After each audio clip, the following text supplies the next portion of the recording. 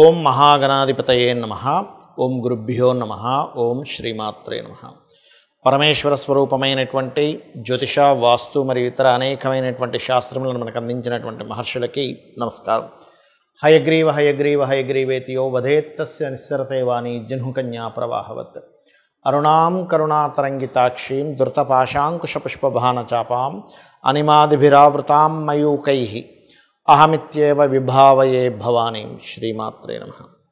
ప్రేక్షకులకి ఆ లలితాంబిక అమ్మవారి యొక్క అనుగ్రహం పరిపూర్ణంగా కలగాలని మనస్ఫూర్తిగా కోరుకుంటూ మనం ఈరోజు చెప్పుకోబోయేటువంటి టాపిక్ ఏమిటి అంటే, అసలు ధన సంబంధించిన సమస్య ఎందుకు వస్తుంది, బ్యాంక్ బ్యాలెన్స్ ఎందుకు ఉండదు, నిలువధనం ఎందుకు ఉండదు, 4 రూపాయల జేబులో ఎప్పుడు ఉండకపోవడానికి కారణం ఏంటి, డబ్బులకి ఎందుకు ఇబ్బంది పడుతూ ఉంటాం, ఒక్కొక్క లగ్నం నుంచి, లగ్నం తెలియని వారి రాశి నుంచి నేను చెప్పేటువంటిది పాటించినట్లయితే ఖచ్చితంగా బాగుంటుంది. అదేవిధంగా మరి date of birth, time of birth కూడా లేని వారు చేసుకోవాల్సినటువంటి ముఖ్యమైనటువంటి పరిహారాలు ఏమిటి, మంత్రం ఏమిటి అనేటువంటిది స్పష్టంగా చెప్తాను.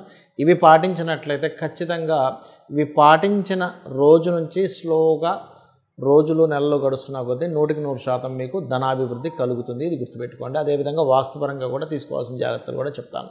మకర లగ్నము, మకర రాశి. మీకు మీ జాతకానికి ఏంటంటే మకర లగ్నంలో జన్మించారు అంటే మకరం పట్టు అంటారు, అంటే పట్టుదల ఎక్కువగా ఉంటుంది. మీకు ఫైనాన్స్ అనేటువంటిది కనెక్ట్ అయి ఉంటుంది ఎప్పుడు, బికాజ్ ఆఫ్ 1 to లార్డ్ మీకు.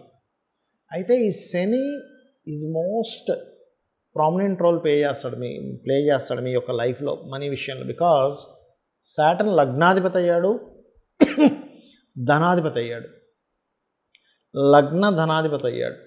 సో ఇది చాలా జాగ్రత్తగా ఇది చూసుకోవాల్సినటువంటి సందర్భం. అయితే ఈ కాంబినేషన్ ఏదైతే ఉందో, ఈ లగ్న ధనస్థాన సంబంధం ఏదైతే ఉందో, ఇది పర్టికులర్గా మీకు కలిగించేటువంటి ఫలితం బాగున్నాడు అంటే oil, iron, long term investments, లేబర్ని సప్లై చేయడము, కన్సల్టెన్సీ సెంటర్స్, జాబ్ రిలేటెడ్ సంబంధించినవి, ఇవి బ్రహ్మాండంగా రాణిస్తాయి. మరి ఇదే శని భగవానుడికి అంటే ఈ మకర లగ్నం వాళ్ళకి కుజుడు బాగుంటే వ్యాపారాలు, ముఖ్యంగా భూ సంబంధించిన వ్యాపారాలు, ఎందుకంటే ఈ మకరంలో కుజుడు ఎగ్జాల్ట్ అవుతాడు కాబట్టి. అయితే ఇక్కడ సంతానం కలిగినప్పటి నుంచి వీళ్ళకి కెరియర్ గ్రోత్ ఉండడము, దాని ద్వారా కొంతవరకు ధన యోగాలు కలుగుతూ ఉంటాయి. కాకపోతే కొన్ని సందర్భాల్లో ఆ శుక్రుడు వీక్ అయితే కనుక ఒకవైపు మీరు కెరియర్ విషయంలో అంత గొప్పగా వెళ్ళలేకపోవడము, ఇట్లాంటివి ఎదురవుతూ ఉంటాయి. సో కెరియర్ గ్రోత్ లేక మీకు ఫైనాన్స్ రావట్లేదు అనుకునేటువంటి వారు ఎక్కువగా మీరు గుర్తుపెట్టుకోండి, ఈ లక్ష్మీదేవికి సంబంధించినటువంటి కనకదార స్తోత్ర పఠనం ఎక్కువగా చేస్తూ ఉండాలి. అదేవిధంగా మరికొంతమందికి ఏమవుతుందంటే ఈ కుజుడు చతుర్థ లాభాధిపతి పాడైపోతాడు కొంతమందికి. అప్పుడు ఏమవుతుందంటే మనీ తీసుకెళ్ళి ఎక్కడైతే వీళ్ళు ఇన్వెస్ట్మెంట్ చేస్తుంటారో అక్కడ రేట్లు తగ్గిపోవడం, ఇబ్బందులు వస్తూ ఉంటాయి. కాబట్టి అలాంటప్పుడు ఒకటే గుర్తుపెట్టుకోండి, జన్మజాతకంలో మీ ఫైనాన్షియల్ గ్రోత్ ఏ రంగాల ద్వారా ఉందో దాని మీద ఇన్వెస్ట్మెంట్ చేస్తుండాలి, దాంతో బిజినెస్లు చేస్తుండాలి, దాని ద్వారా వెళ్తూ ఉండాలి. కాబట్టి ఈ జాగ్రత్త తీసుకోవాలి. అండ్ అగైన్ మరొక విషయం ఏంటంటే, ఇక్కడ మీ చార్ట్లో పర్టికులర్గా భాగ్యాధిపతి బుధుడయ్యాడు. సో భాగ్య షష్టమాధిపతి అంటే ఏంటి, మీ భాగ్యం అంతా కూడా మీరు అప్పులు తీసుకోవడం ఇవ్వడంలో ఆధారపడి ఉంది. ఇది చాలా చాలా జాగ్రత్త వహించాలి. ఇక మీరు చేయవలసిన దేవత ఆరాధన, లలితా అమ్మవారి యొక్క స్తోత్ర పఠనం చేయండి అనేది చాలా బాగుంటుంది. ఇక్కడ వాస్తుపరంగా కూడా తీసుకోవాల్సినటువంటి జాగ్రత్త ఏమిటి చూసుకున్నట్లయితే, వాస్తులో ఉత్తరే నిధి సంస్థితం అన్నారు. ఉత్తరంలో పొరపాటును కూడా టాయిలెట్స్ ఉండకుండా చూసుకోండి. ఇది కూడా మెయిన్గా మీకు ఫైనాన్స్ లేకపోవడానికి కారణం. బ్యాంకులో డబ్బులు ఉండట్లేదు అంటే వాయువ్యంలో ఏదైనా దోషం ఉంటుంది, అంటే వాయువ్యం తగ్గడం పెరగడం ఉంటుంది. అంటే కొన్నిసార్లు వాయువ్యంలో కూడా టాయిలెట్స్ అవి ఉంటాయి, అది కూడా మెయిన్ కారణం అవుతుంది. మానసిక స్థితి సరిగ్గా లేకపోతుంది దానివల్ల. ఇక మనీయే ప్రొడ్యూస్ అవ్వటం లేదండి. అసలు ఉత్తరమేమో అవకాశాలు రావట్లేదు, వాయువ్యమేమో బ్యాంక్ బ్యాలెన్స్ ఉండట్లేదు, అసలు మనీ ప్రొడ్యూసే అవ్వట్లేదు. ఆగ్నేయంలో చాలామంది టాయిలెట్స్ పెట్టడం వల్ల కూడా జరుగుతూ ఉంటుంది. స్త్రీ మూలకంగా ఇబ్బంది కూడా వస్తూ ఉంటుంది. అదేవిధంగా తెలియకుండా ఇంట్లో దక్షిణ నైరుతిలో బీరువా పెట్టి అక్కడ మీరు ధనం పెడుతుంటారు. అది వేస్టేజ్ జోన్, దానివల్ల వేస్టేజ్ అవుతూ ఉంటుంది. పడమర వాయువ్యంలో కూడా తెలియకుండా మనీ పెడతారు, దానివల్ల కూడా మీకు మనీ మీద అంటే ఎంతసేపు పోవడమే బాధ అనేటువంటిది జరుగుతుంది. సో వాస్తుపరంగా ఈ జాగ్రత్తలు తీసుకోవాలి.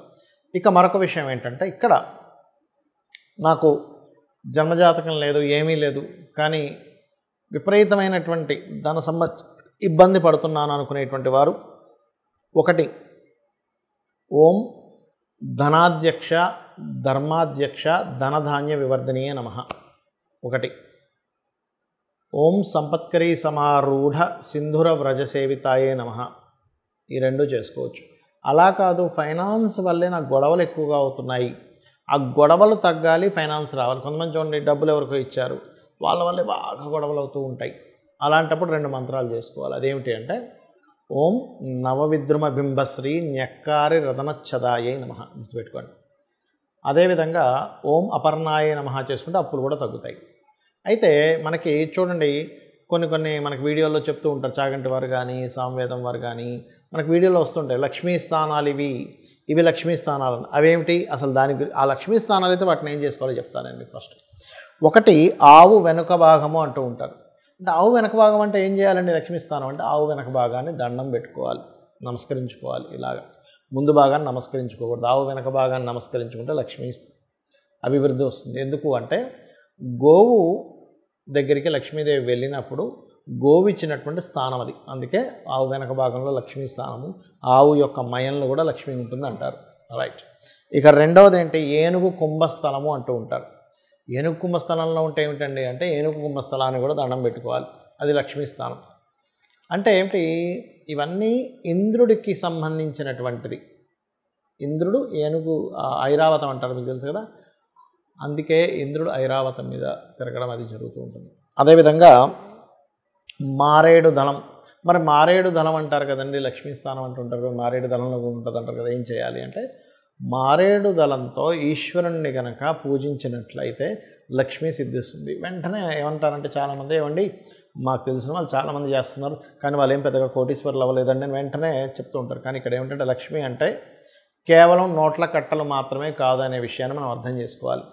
సంతాన లక్ష్మి, మంచి సంతానం ఉంటే అది లక్ష్మి, సౌభాగ్యలక్ష్మి, ధనలక్ష్మి, ధాన్యలక్ష్మి, విద్యాలక్ష్మి. అంటే ఏమిటి? మీకు ఒక మంచి విద్య ఉంది, అది కూడా లక్ష్మియే. మంచి ధాన్యం ఉంది, లక్ష్మియే. ఆరోగ్యం ఉంది, అది కూడా లక్ష్మియే. అసలు లక్ష్మి అంటే అర్థం ఏమిటంటే గుర్తింపు. మీలో ఉన్నటువంటి టాలెంట్ మీరు గుర్తించి దాన్ని అభివృద్ధి చేసుకుంటే అదే లక్ష్మి, గుర్తుపెట్టుకోండి. మనలో ఉన్న టాలెంట్ మనం ఫస్ట్ గుర్తించాలి. లక్ష్మి నా రూపంలో ఏ రూపంలో ఉంది నా దగ్గర, ఆ రూపాన్ని గుర్తించడమే లక్ష్మి. రైట్. అదేవిధంగా పద్మంలో లక్ష్మి ఉంటుందంటారంటే ఏం చేస్తారు అంటే, పద్మాలతో లక్ష్మీదేవిని అష్టోత్తరం చేస్తూ పూజిస్తే లక్ష్మీ అభివృద్ధి. పద్మాలతో హోమం కూడా చేస్తారు. పద్మముకు ఉన్నటువంటి స్థితి ఏమిటి మనం అర్థం చేసుకోవాలి. ఎందుకు పద్మానికి? పద్మం వాటర్లో ఉంటుంది, బయటికి చక్కగా విచ్చుకొని ఉంటుంది. కిందని చూస్తే, దాని కాడ కింద చూస్తే మొత్తం అక్కడంతా నాచు బురద ఉంటుంది. అంటే ఏమిటి? ఇక్కడ మనం అర్థం చేసుకోవాల్సింది ఏమిటి? నువ్వు నీ చుట్టూ ఉండేటువంటి పరిసరాలన్నీ ఎలాగున్నా సరే నీ యొక్క బుద్ధిని వికసించుకున్నట్లయితే, ఇది వికసించుకోవడం ఇలా వికసించుకొని ఉంటుంది.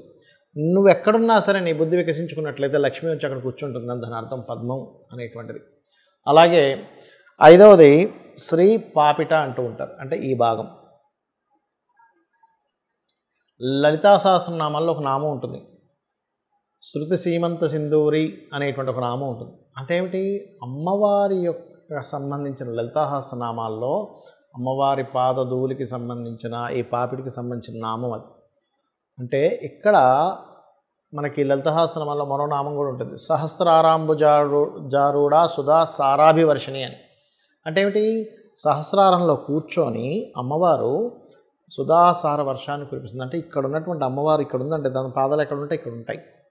అందుకని అక్కడ మనం స్త్రీలు సింధూరం పెడుతూ ఉంటారు. సింధూరం ధరించడం ద్వారా లక్ష్మీ అభివృద్ధి అవుతుంది అంటూ ఉంటారు.